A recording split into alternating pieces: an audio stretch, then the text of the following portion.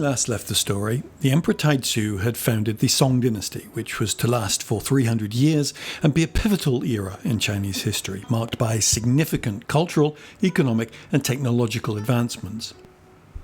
The dynasty itself is divided into two periods: the Northern Song from 960 CE to 1127 CE, with its capital in Kaifeng, and the Southern Song from 1127 CE to 1279 CE, which retreated to Hangzhou after the Jurchen-led Jin dynasty conquered northern China. Despite this setback, the Song era saw the flourishing of Confucian philosophy, the rise of Neo-Confucianism, which was an attempt to harmonize Confucian thought with Buddhism and Taoism, and remarkable progress in arts, literature, and science. I mentioned last time innovations such as movable type printing, gunpowder weaponry, and advances in agriculture and maritime trade, and all these contributed to China's prosperity. However, the dynasty still faced persistent military threats from nomadic neighbours, leading to a reliance on diplomacy and tribute payments to maintain stability. The Southern Song period, though politically weakened, became a bit of a golden age for commerce and urbanisation, with a booming economy fuelled by maritime trade along the Silk Road and sea routes. The use of paper money, improved infrastructure, and a sophisticated civil service system further strengthened governance. However, there was a price to be paid for all this. Militarily, the Song relied heavily on defensive rather than offensive tactics, meaning it placed greater emphasis on fortifying cities rather than expansive and expensive wars. In addition, the dynasty made several key decisions that turned out to be unwise. The Song were faced by regular incursions by the Mongols and decided to use diplomacy to counter this threat, initially allying with the Mongols in an attempt to rid themselves of the Jin dynasty, currently holding the north of the country. But they failed to spot that the Mongols were using this to their advantage. In addition, the quality of the Song leadership was poor and distracted, particularly by cricket. Jia Saidao was Chancellor of the late Southern Song dynasty and is infamous for his corruption and neglect of state affairs, including his obsession with cricket fighting, which became symbolic of the dynasty's decline. Jia was Chancellor under the Emperors Lizong and Duzong, wielding immense influence, but he was widely criticised for prioritising personal pleasures over governance, especially during the Mongol invasions. He manipulated court politics, embezzled funds, and dismissed capable generals, weakening the Song's defences. Jia was an avid cricket fighting enthusiast, which was a popular pastime among Song elites. He reportedly commissioned a manual on cricket fighting, detailing strategies to breed and train crickets, and expanded vast resources collecting prized crickets, even while the Mongols besieged and captured Xiangyan, a pivotal military disaster. Anecdotes from the time claim he held cricket battles in his garden during state crises, earning the scorn of scholars and officials, and his frivolity became a metaphor for the Song's collapse. The phrase cricket chancellor remains a byword for irresponsible leadership in Chinese historiography. So by the 13th century, the Song dynasty was in a sorry state. It had lost the northern half of the country to Ghengis Khan, leader of the Mongol Empire, which had established itself as one of the largest contiguous empires in history, and for over 50 years the southern half of China fought a losing battle against the Mongols, now led by Genghis' grandson, Kublai Khan. The emperor's court was on the run, heading continuously south until the final Song emperor, Bingdi, was named on the island of Lantau, just off the coast of Hong Kong, about as far south as China gets. Bingdi was 6 years old, and his reign, like his life, was short. He drowned in a 3-week-long sea battle not long after he was proclaimed. It was the end of the Song dynasty and the beginning of the Yuan, and a very different emperor. The roots of Kublai Khan's rise can be traced back to the foundational conquests of his grandfather, Ghengis Khan. In the early 13th century, Genghis Khan unified the fragmented Mongolian tribes and embarked on a series of military campaigns that established the Mongol Empire as the dominant force in Asia. By the time of Ghengis Khan's death in 1227, the Mongols had expanded their territory significantly, and this legacy of conquest was inherited by Kublai, who was born in 1215 and who would grow to embody the Mongolian ethos of expansion and governance. The conquest of northern China by Ghengis Khan provided a base for further incursions into the southern territories. The Song had long since lost control of northern China, remaining a dynasty almost in name only in the south, with the country fragmented and unstable. The dynasty had thrived economically and culturally, but now was plagued by internal divisions and a lack of coherent military strategy in the face of the looming Mongol threat. The existence of multiple rival states within China presented opportunities for Mongolian expansion and created a vacuum that the Mongols sought to exploit. In 1251, Kublai became the great Khan of the Mongol Empire, giving him the authority to direct military campaigns against the Song, and Kublai's campaigns began in earnest in 1253, as he sought to consolidate Mongolian control over the entirety of China. The Mongols capitalized on the Chinese state's weaknesses, executing a protracted campaign that culminated in the fall of the Song in 1279. This campaign against China wasn't just the result of the Mongols' territorial ambitions. There were practical economic reasons too. The Mongols needed to manage their expansive empire, and the southern Song, with its rich economic resources and cultural sophistication, posed an opportunity to consolidate power over economically vital regions. Kublai Khan went about his military campaigns with ferocity and pragmatism, seeking not only to capture territory, but also to integrate the local population into the Mongol system. The Mongol approach to warfare was traditionally characterized by mobility and psychological tactics, and Kublai adeptly employed these strategies. His forces achieved notable victories, capturing key cities and fortifications, but he also understood the importance of diplomacy and governance. As he advanced into Chinese territory, Kublai sought to bring the local population on side by adopting elements of Chinese culture and administration. This dual strategy of conquest and integration became central to his rule. He understood that long-term control over China would require effective administration and the acceptance of local customs. This understanding was evident in his efforts to integrate Confucian principles into the governance of the country, fostering a degree of legitimacy among the Chinese population. The conquest of the Song not only solidified Kublai's control over China, but also endowed him with the title of emperor, as he could now claim to rule over a unified Chinese state. Kublai Khan proclaimed the establishment of the Yuan dynasty, asserting himself as its emperor. This declaration was not only a political maneuver, but also a symbolic gesture intended again to legitimize his rule in the eyes of the Chinese population. Kublai's choice of the name Yuan, meaning beginning, reflected his ambition to present his reign as a new era in Chinese history, one that bridged the gap between Mongolian and Chinese cultures. Some scholars argued that this represents a foreign takeover of the Chinese empire, which posits that Mongolian rule imposed an alien governance structure onto a historically Chinese civilization. However, others argue that Kublai Khan's reign facilitated a synthesis of Mongolian and Chinese cultures, leading to a unique era of integration rather than mere domination. The argument in favour of viewing Kublai Khan's rise as a foreign takeover is rooted in the very nature of Mongolian governance and the historical context of the Yuan dynasty. Kublai Khan, grandson of Ghengis Khan, inherited an empire characterized by its nomadic traditions, military prowess, and a fundamentally different worldview from that of the sedentary agricultural societies of China. The Mongols, known for their rapid conquests and harsh military tactics, faced significant challenges in consolidating power over a vast and culturally rich territory like China.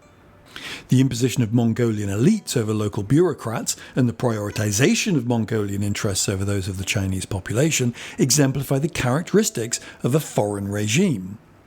Furthermore, the initial military campaigns that led to the conquest of the southern Song were marked by violence and disruption, contributing to a perception of Mongolian rule as an invasion rather than a legitimate governance model.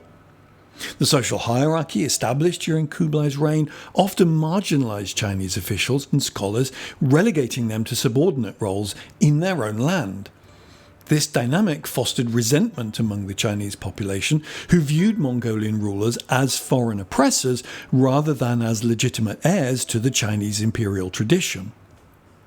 The heavy taxation and labour demands imposed by the Mongol administration further fueled this perception, reinforcing the notion that Kublai Khan's rise represented an alien takeover of Chinese sovereignty.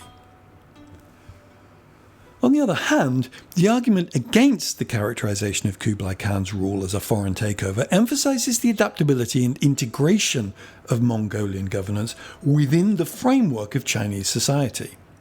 Kublai Khan exhibited a remarkable understanding of the need to legitimize his rule by adopting and adapting Chinese administrative practices. He embraced Confucian ideals, which were essential for gaining the support of the Chinese population, and actively sought to integrate Chinese bureaucrats into his administration. This approach not only facilitated governance, but also created a hybrid identity that blurred the lines between Mongolian and Chinese cultures. Kublai's establishment of the Yuan dynasty can be seen as a continuation of the historical evolution of Chinese imperial rule rather than a discontinuity. Throughout Chinese history, various foreign dynasties, such as the Liao, the Jin, and even the Tang, had ruled over China, often assimilating into the broader cultural and political landscape. Kublai Khan's reign did not solely impose a Mongolian identity. It also fostered an era of cultural exchange and flourishing trade. The expansion of the Grand Canal and the enhancement of the Silk Road during his rule are testaments to his commitments to economic development, which benefited both Mongolian and Chinese subjects. Additionally, Kublai Khan's patronage of the arts and sciences contributed to a vibrant cultural milieu that transcended ethnic boundaries. The era saw advancements in literature, technology and the arts, reflecting a synthesis of Mongolian and Chinese influences. His court became a cosmopolitan hub, attracting scholars, merchants and travellers from across Asia and beyond, which further blurred the lines between the ruling Mongols and their Chinese subjects. Moreover, Kublai Khan's governance was marked by an emphasis on religious tolerance, promoting Buddhism, Taoism and Confucianism alike. This inclusive approach fostered a sense of unity among diverse ethnic groups and allowed for the coexistence of multiple cultural narratives within the empire. Such policies suggest that Kublai Khan's rule was not merely an imposition of foreign power, but rather an attempt to create a cohesive and inclusive state that recognized the complexities of its constituents. Kublai Khan's rise to power and his establishment of the Yuan dynasty encapsulate a multifaceted historical narrative that can be interpreted in different ways. While there is merit to the argument that his reign symbolizes a foreign takeover of China, marked by military conquest and the imposition of Mongolian elites, there is also compelling evidence that Kublai Khan sought to integrate and adapt to the Chinese socio-political environment. His efforts to legitimize his rule through Confucianism, economic development, and cultural patronage highlight the complexities of governance in a diverse empire. Ultimately, Kublai Khan's legacy transcends the binary of foreign domination versus indigenous rule. It represents a significant chapter in the ongoing interplay between nomadic and sedentary cultures, contributing to the rich tapestry of Chinese history and identity.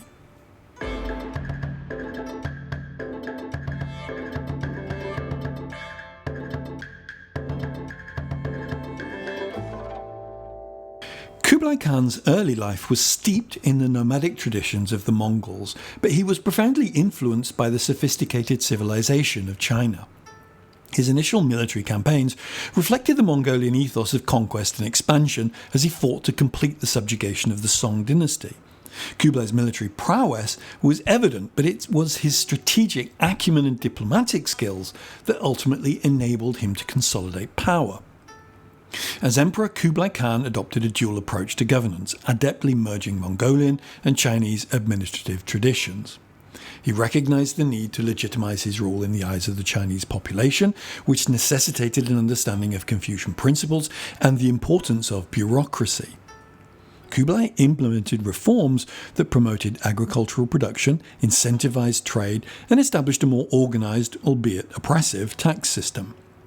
His administration was tolerant towards different religions and cultures, so Buddhism, Taoism, and Confucianism could coexist. This cultural pluralism didn't just enhance his legitimacy, but also made the integration of diverse ethnic groups within his empire much easier. He also embarked on significant infrastructure development to help unify the vast territories now under his control. The construction of roads, canals and cities not only improved communication and trade, but also reinforced the economic foundations of his empire. He expanded the Grand Canal, ensuring sufficient transportation of grain and goods, which was vital for maintaining stability and prosperity across the region. Kublai was intrigued by the potential of international trade along the flourishing Silk Road. He facilitated trade relations with distant lands, including the Middle East and Europe, exemplified by the visits of figures such as Marco Polo. Polo's accounts of Kublai's court provide a glimpse into the emperor's grandeur and the cosmopolitan nature of his capital, Khan Palik, modern-day Beijing. Marco Polo's journey to the court of Kublai Khan in the late 13th century represents one of the most significant encounters between East and West in the medieval era. His subsequent accounts, detailed in the Travels of Marco Polo, offer a fascinating glimpse into the Mongol Empire and its cultural landscape. However, how true Marco Polo's accounts actually were has been the subject of much debate among historians, with scholars distinguishing between the factual elements of his narrative and those that may have been embellished or even fabricated. Marco Polo was a Venetian merchant and started on his journey to Asia in 1271, accompanied by his father and uncle. After a lengthy overland trek through Central Asia, the Polos arrived at Kublai Khan's court in what is now modern-day Beijing in 1275. Polo's accounts depict a court that was not only opulent, but also characterized by a complex administration and diverse cultural practices. He describes Kublai as a wise and benevolent ruler, deeply interested in governance and the welfare of his subjects. One of the most compelling aspects of Polo's narrative is his detailed description of the Mongolian court, where he claims to have served for nearly 20 years. His accounts of the court's grandeur, the elaborate rituals, and Kublai's interest in various cultures tally with historical records of the time. It's well documented that Kublai Khan was a patron of the arts and sciences, was interested in various religious and philosophical perspectives, and all this aligns with Polo's descriptions of him as a ruler who appreciated diversity. The presence of other foreign dignitaries and merchants at the court further corroborates Polo's accounts of a cosmopolitan environment. Also, Polo's descriptions of the Mongolian postal system, known as the Yam, and the trade networks that facilitated commerce all across Asia are consistent with other historical sources. The efficiency of this system allowed for rapid communication and the movement of goods, which Polo highlights as a remarkable feature of Mongol governments. His accounts of the Silk Road also reflect the historical significance of these trade routes during Kublai Khan's reign, showcasing the economic interconnectedness of the time. But there are many parts of Polo's narrative that raise questions about their authenticity. Certain accounts appear exaggerated or implausible, suggesting that they may have been influenced by the storytelling traditions of the time or by Polo's desire to impress his European audience. For instance, Polo claims that Kublai Khan had a palace built of gold and silver, and that the emperor had a vast retinue of servants. While Kublai's court was indeed lavish, the specifics of Polo's description may have been embellished to convey a sense of wonder that aligned with European perceptions of the East as a land of great wealth and exoticism. Additionally, Polo's assertion that Kublai Khan ruled over a vast empire that included territories such as India and regions far beyond the Mongol domain is inaccurate. While Kublai's influence extended significantly through China and Central Asia, the conflation of various regions in Polo's accounts is probably more a lack of geographical understanding rather than an accurate representation of the empire. Another notable instance of possible fiction in Polo's accounts relates to his purported travels beyond Kublai's court. He claims to have ventured to places such as the Spice Islands and beyond, recounting tales of fantastic creatures and cultures. These stories, while captivating, often lack any corroborating evidence and may reflect the medieval European fascination with the unknown rather than strictly factual experiences. This tendency to include fantastical elements in travel narratives was common in the medieval period, serving both to entertain and to educate audiences about distant lands. This tendency to conflate and exaggerate is evident in Polo's narrative, where the boundaries of reality and legend often blur. Despite this, Marco Polo's visit to Kublai Khan's court remains a significant historical event that facilitated cultural exchange between East and West. But his accounts, while containing elements of factual observation regarding Mongolian governance and the cosmopolitan nature of Kublai's court, are also interwoven with exaggerations and embellishments typical of the narrative traditions of the time. Polo's narrative may not serve as a precise historical record, but it does still provide invaluable insights into the court of Kublai Khan and into diverse cultures during this transformative period of history.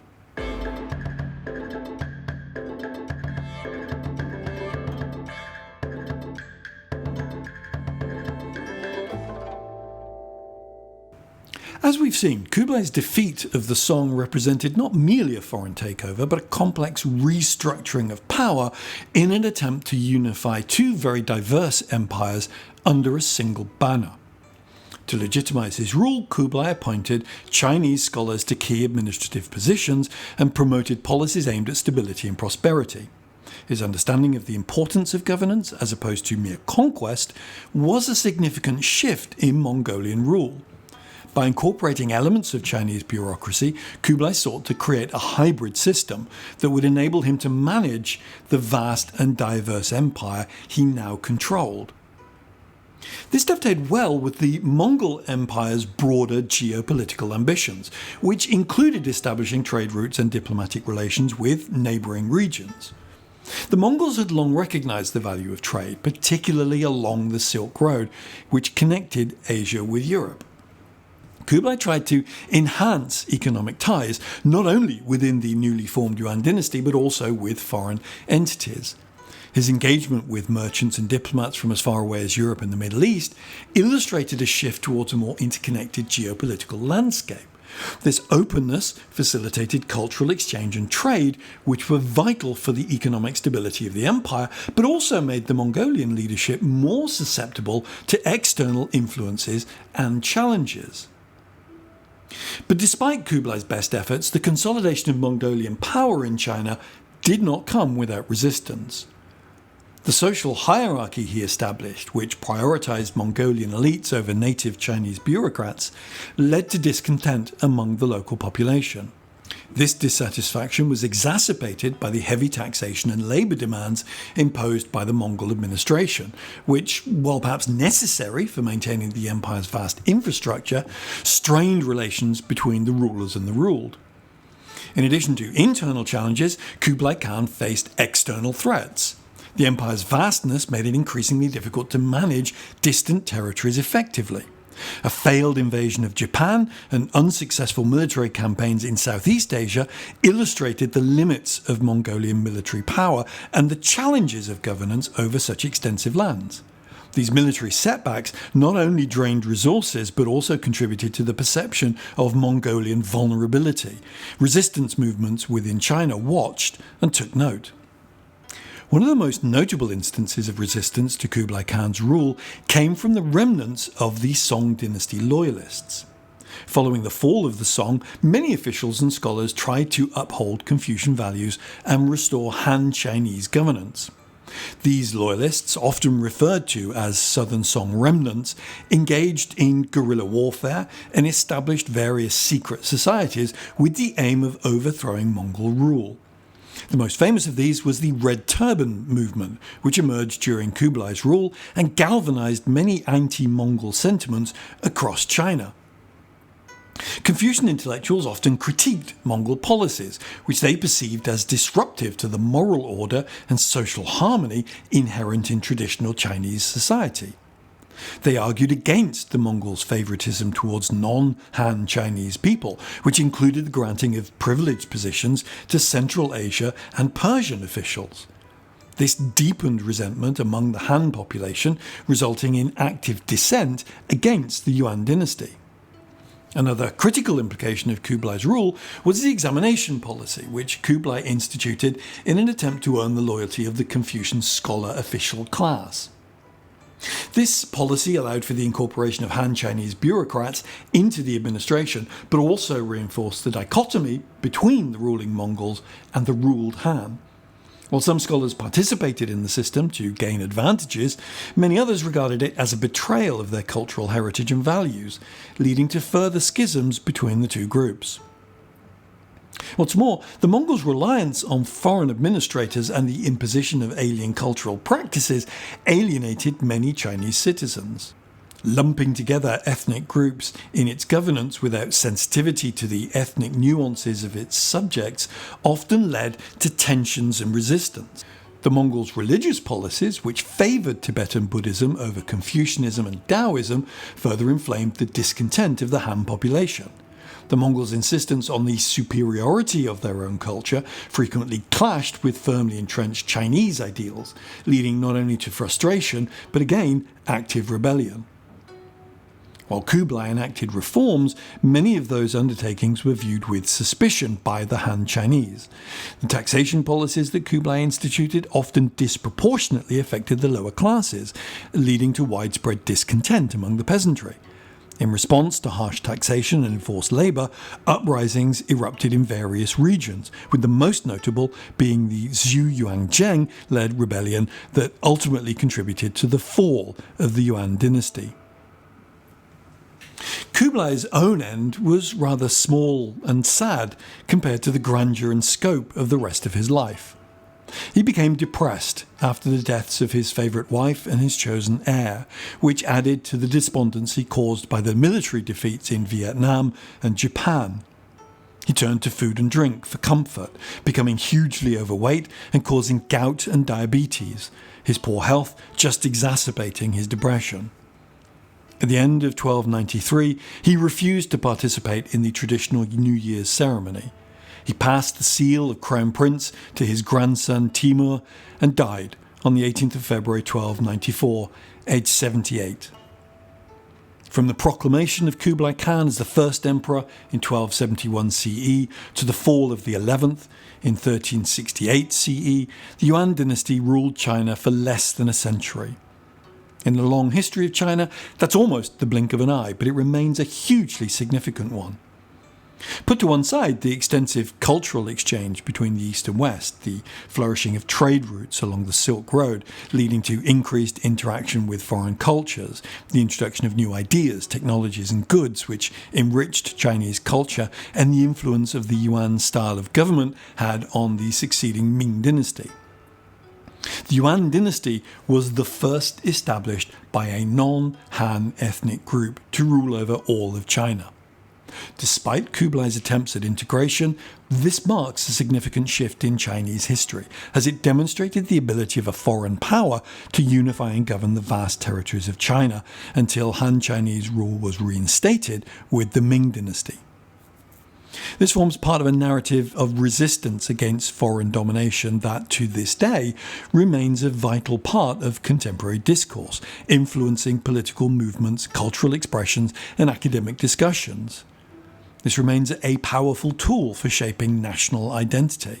By invoking historical experiences like Kublai Khan, the Boxer Rebellion, the Opium Wars, and the subsequent century of humiliation, and the War of Resistance against Japan as key moments of national pride and resistance, China shapes its understanding of the past and its implications for contemporary identity, reinforcing a collective memory that emphasizes sovereignty and resilience and a strong streak of anti-imperialism. Join me next time as we take a look at the reign of the Daoguang Emperor and the events that began the century of humiliation, events whose effects are still felt to this day.